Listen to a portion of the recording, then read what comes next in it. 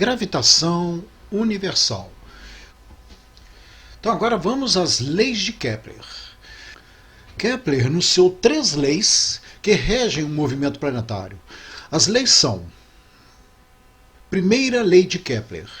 Os planetas descrevem órbitas elípticas em torno do Sol, ocupando este um dos focos da elipse. Você sabe o que é uma elipse? Eu vou colocar aqui como não, tá? Para explicar, caso você não saiba. Se você colocar 2 tachinhas, um pedaço de papel aí, tá? Numa madeira, você coloca 2 tachinhas, tá? Traça uma linha entre essas 2 tachinhas aí, só para você ter ideia do semi-eixo aí, e amarra um barbante nessas 2 tachinhas, do jeito que você está vendo aí. E aí você coloca um lápis por dentro do barbante e tenta desenhar uma circunferência. Você vai ver que vai sair aí uma linha meio oval, né? Parece um ovo aí. Isso é uma elipse. A elipse, ela vai ter esses 2 pontos da tachinha aí, que são os focos da elipse, sendo que, se você colocar esses 2 focos ali no centro, né? Imagine as 2 tachinhas juntas, tá? No mesmo ponto. Se você tentasse fazer a experiência, ia sair uma circunferência. Então, na realidade, a circunferência é um caso especial da elipse quando os focos coincidem. Bom, a linha AB, né, que você interligou aí, olha, tá vendo as 2 tachinhas? A linha B nós vamos chamar de eixo maior da elipse. Já OA e OB, né, que você vai ver que está pegando aí o centro, né, a metade, nós vamos chamar de semi-eixo maior, ou raio médio da órbita. Você imaginando, por exemplo, se fosse uma circunferência, o raio médio da órbita seria o raio da órbita, né, o raio da circunferência. No caso aí de uma elipse, nós chamamos de raio médio da elipse.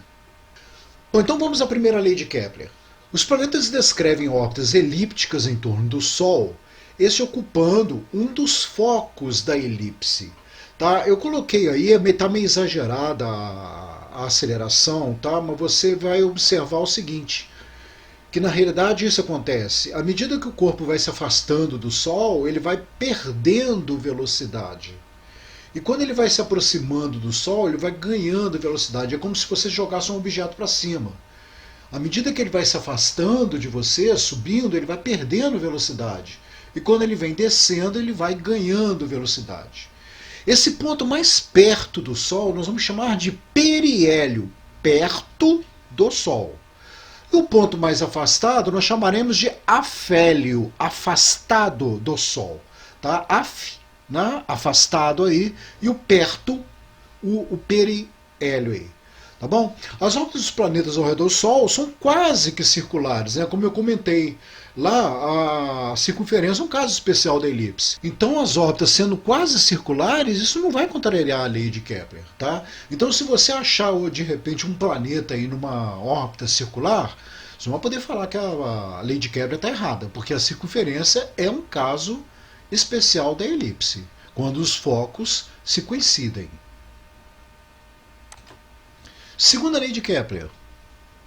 O segmento imaginário que une o Sol ao planeta descreve áreas iguais em intervalos de tempos iguais. Vamos supor que em 2 meses o planeta saísse dali e viesse até essa posição final aqui.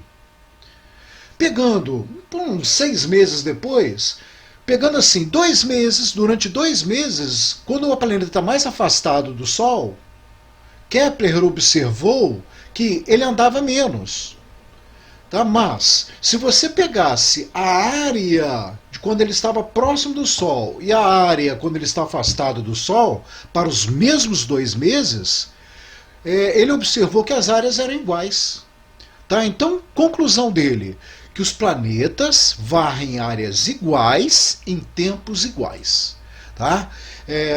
Só um detalhe, tá, que eu não coloco aí mais adiante, é que se você pegar essa área e dividir pelo tempo, nós vamos ter uma velocidade aí que nós chamamos de velocidade areolar. Tá? É a área dividido pelo tempo. Essa velocidade areolar vai ser constante, já que ele varre áreas iguais em tempos iguais. Então você teria uma velocidade areolar constante. Então você vai observar o seguinte, como as áreas são iguais, né? Olha, a nível de ensino médio, né, não daria para a gente calcular essa área aqui, isso aqui é o cálculo que você aprende no curso superior. Tá? Mas imagine assim, é como se fosse um triângulo aqui, né? Imagine como se fosse um triângulo. Tá? Que se você pegasse um espaço bem pequeno aqui, um intervalo de tempo bem pequeno, você poderia considerar isso aqui como se fosse um triângulo. Tá? Como as áreas são iguais, observe a altura desse triângulo aqui é menor do que a altura desse triângulo aqui. A altura desse triângulo aqui é bem maior, né, do que esse. Como as áreas são iguais, a altura, a área não é a base vezes a altura dividido por 2?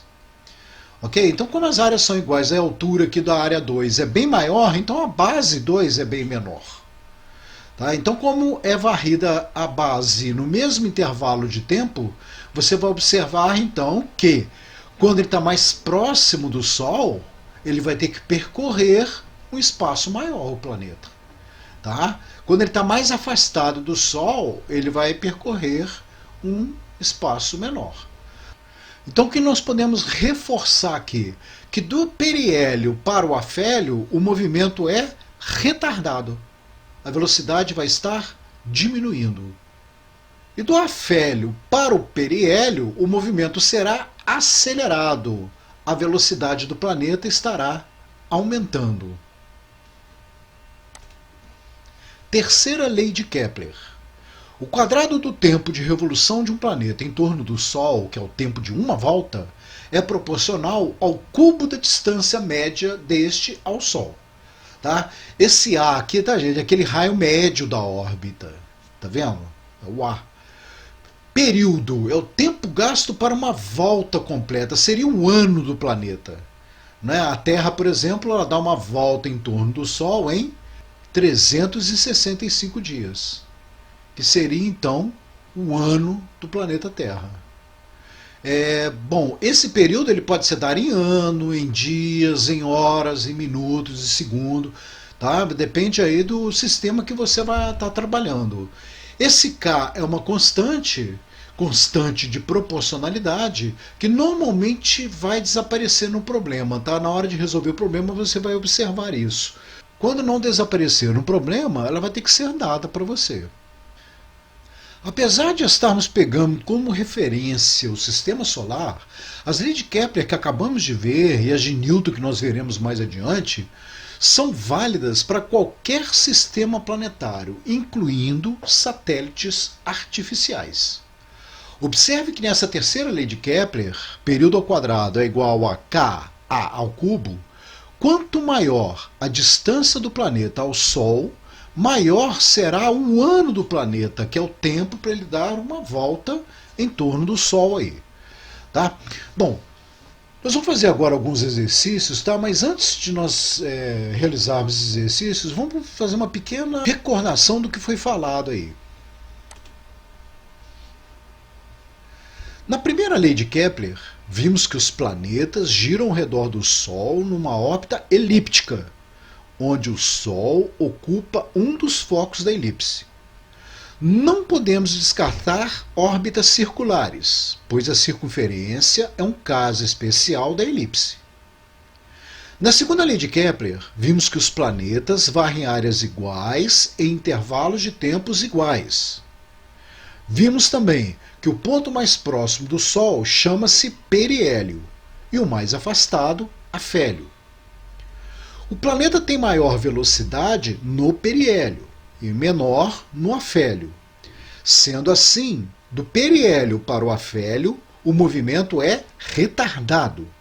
E do afélio para o periélio, o movimento é acelerado. Quando estamos trabalhando com satélites em órbita da Terra, chamamos de perigeu, perto da Terra, e apogeu, afastado da Terra. Na terceira lei de Kepler, vimos que o quadrado do tempo que um planeta leva para dar uma volta completa em torno do Sol, que nós chamamos de período, é proporcional ao cubo da distância média entre o planeta e o Sol. Quanto mais distante o planeta se encontrar do Sol, maior será o período do planeta, ou seja, maior será o ano do planeta. Só como curiosidade aí, olha, Mercúrio, que é o planeta mais próximo do Sol, dá uma volta completa em torno do mesmo em aproximadamente 2,9 meses terrestres, ou seja, quase 3 meses para ele dar uma volta completa em torno do Sol. Ou seja, o ano de Mercúrio seria aproximadamente 3 meses. Em contrapartida, Plutão, que é o mais distante, tá? O Plutão ele deixou de ser considerado um planeta em 2006, tá? Passou a ser considerado um planeta não. Mas, como a gente conhece Plutão, por isso que eu coloquei aqui, tá? Plutão é o mais distante, dá uma volta em 248,4 anos terrestres. Vamos então aos exercícios. Olha, eu sugiro agora o seguinte, que você dê uma pausa no vídeo, tente ver aí, resolver, tá? Marcar a resposta correta e depois você vê a solução. E cada uma das questões, você vê que vão ser 5 questões, tá? Então eu vou ler a questão para você, tá? Você pausa o vídeo e tente resolver. Depois você continua para ver a resposta. Primeira questão. De acordo com uma das leis de Kepler, cada planeta completa varre áreas iguais em tempos iguais em torno do Sol. Como as órbitas são elípticas e o Sol ocupa um dos focos, conclui-se que, primeiro, quando o planeta está mais próximo do Sol, sua velocidade aumenta.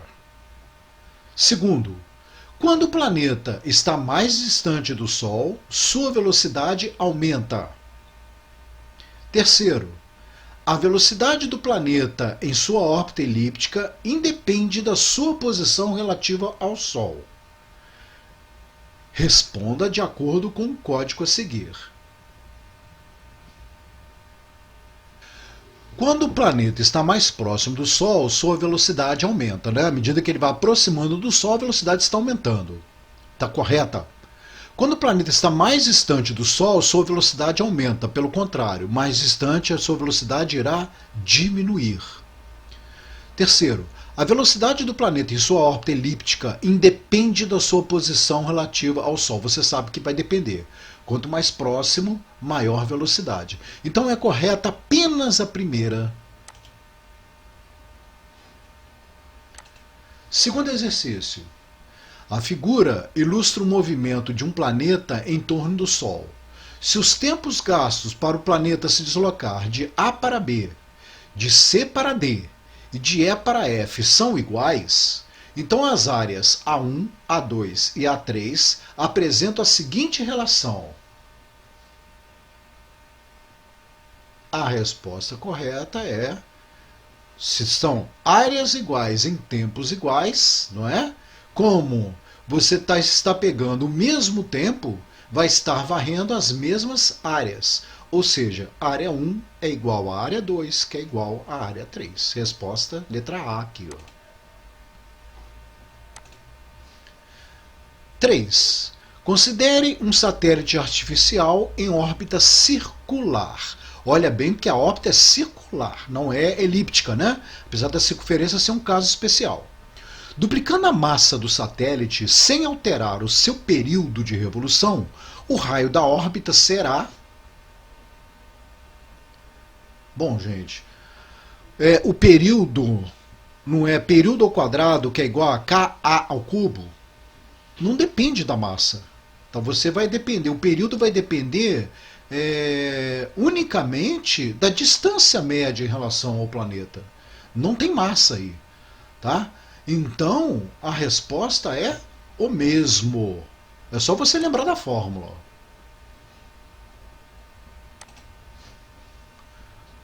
4.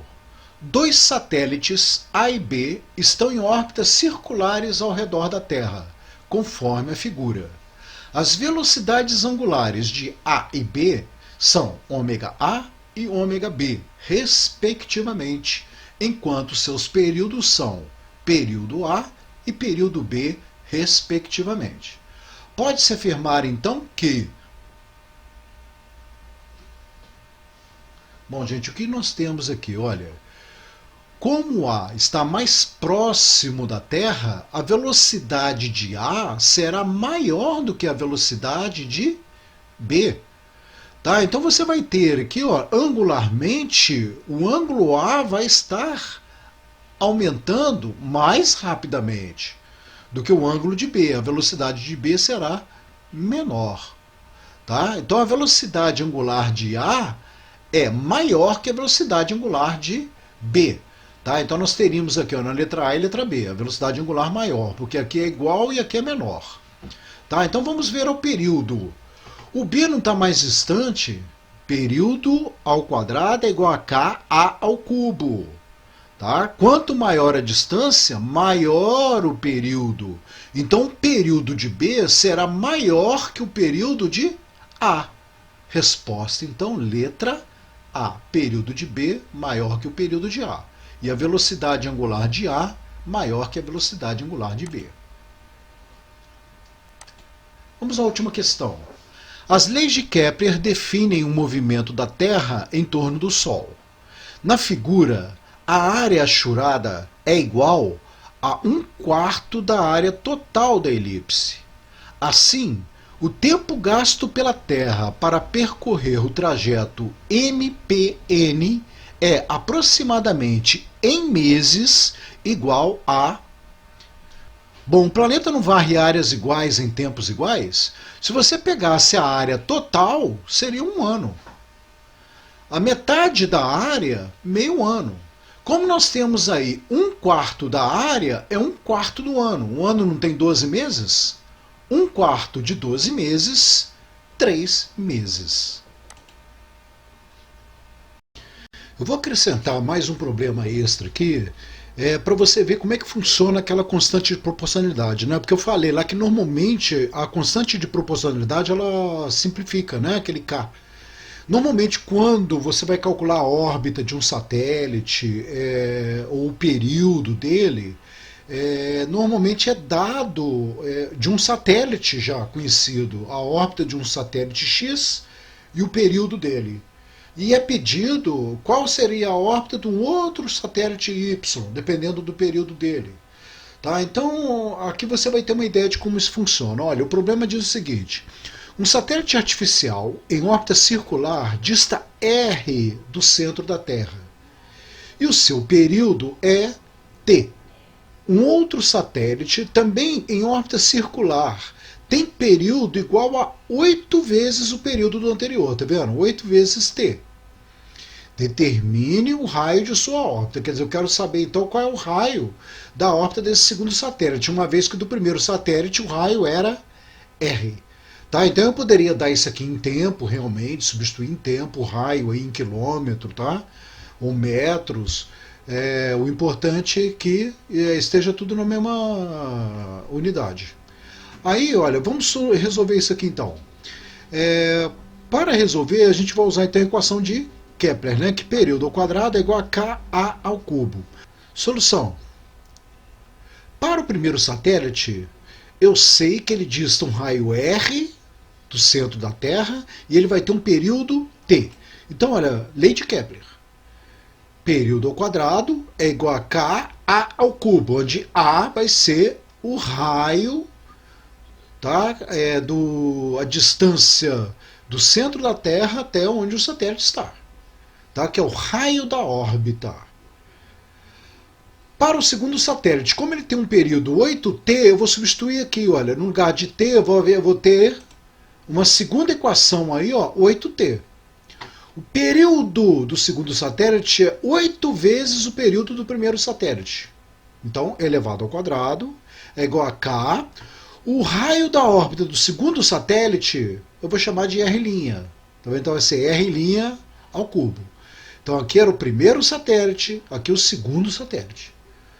Olha, se eu dividir a equação 1 pela equação 2 aqui, ó, o que vai acontecer? Olha, dividindo 1 por 2, tá?